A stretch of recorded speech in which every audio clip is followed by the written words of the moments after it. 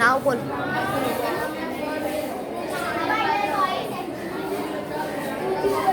मेरा नाम मलिहा है। हमारे मॉडल का टॉपिक है एसिड एंड वाटर पॉल्यूशन। तेजाबियत की बारिश किमियाई रद्द अमल से होती है। इससे शुरू होने के लिए नाइट्रोजन ऑक्साइड और सल्फर डाइऑक्साइड की जरूरत होती है। हवा की रवायत का तवाज़ुन मुनस्सर होता है। कुछ बारिश कुदरती तौर पर तेजाबियत रखती है, जिसमें pH की सतह 5.0 होती है। इंसानी बदतर कर दिया है। एल्यूमीनियम मिट्टी से मुतासिर एल्यूमीनियम से इलाकों में मुर्दा या मरने वाले तरफ मुश्तरका पहलू है जो एल्यूमीनियम है। तेजाबियत के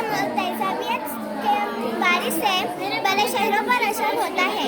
जैसे बेंगलुरु, मुंबई, नई दिल्ली और दूसरे शहरों में हवा के जरिए जगह और गंदगी फैलाने से भी असर होता है और इंसानी जिल्द पर भी उसका असर हो सकता है।